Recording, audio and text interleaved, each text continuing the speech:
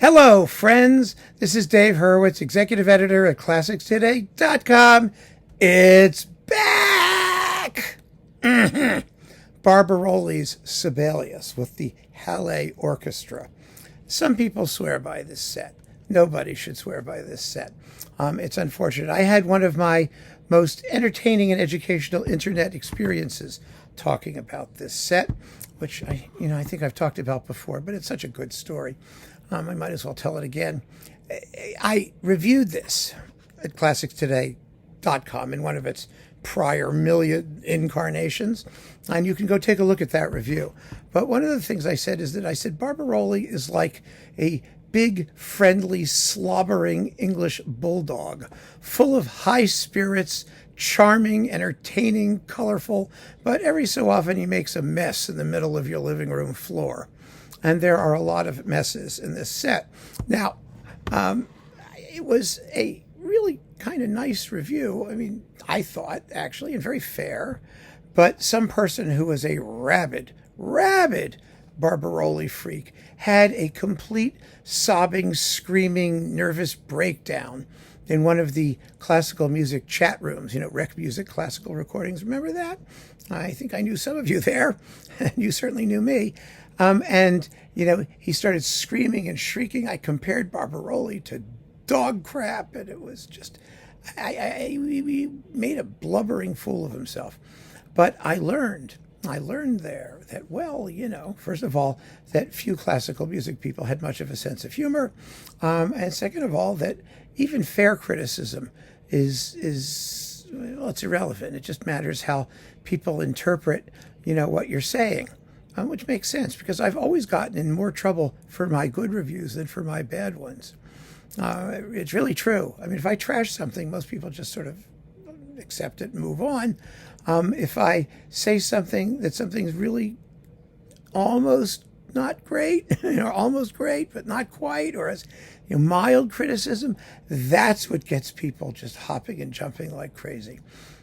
Which I don't understand at all, frankly. But anyway, so let's get to the point. We have this Sibelius cycle with Hallé. Hallé was always a mediocre orchestra. They were never more than a mediocre orchestra in Barbirolli's lifetime.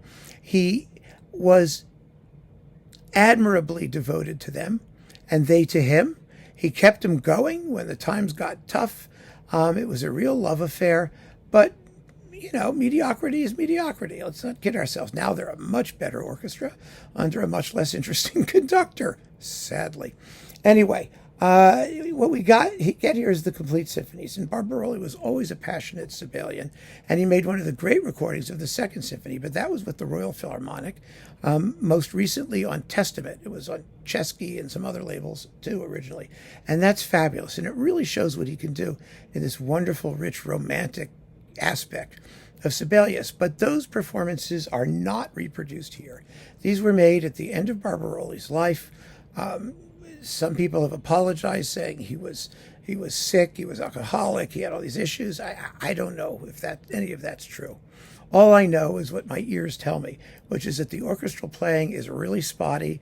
They have those snake charmer oboes, one of whom was Barbirolli's wife, actually. So woodwinds, scruffy strings, and slow, heavy tempos. I mean, pieces like the Third Symphony really sag. The Second Symphony was always a good performance, but it's much better with the Royal Phil. The First Symphony has ensemble issues. I mean, listen to the climax of the first movement where the cymbal crash comes in, kind of, maybe close to where it's supposed to. There are issues everywhere. And you can't deny them. There's no point in trying to deny them. I mean, you just aren't going to get very far. However, some of the couplings are lovely, because what you get is, let's see, the Swan of Twinella, Pelléas and Melisande excerpts, Rakastava, the Romance in C major, the Scène Historique, some of those. But what really is the good thing, these, by the way, are SACD remasterings. I mean, I don't care. Maybe you do. Is the Disc of Tone Poems, which gives you Finlandia, the Karelia Suite, Paulkula's Daughter, Valse Triste, and Lemminkainen's Return. Here, the Hallé is really on top of their game. They sound much better than they do in the symphonies. The playing is more alert. Barbirolli is just firing on all cylinders. Yes, their timbre is still raw and edgy, but in the tone poems, especially, the romantic, earlier ones, it's okay. The problem in the symphonies is once you get past number 2 and Sibelius goes neoclassical, Barbirolli is much less comfortable with the idiom. Except in the 5th, which he gets pretty well, but basically. But these it was always a wonderful album.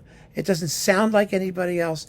It has that primal, earthy feel that Sibelius is going after in pieces like Lemminkainen's Return and Pohjola's Daughter. It's really, really, really lovely and enjoyable. And if it were issued separately, it would be highly recommendable.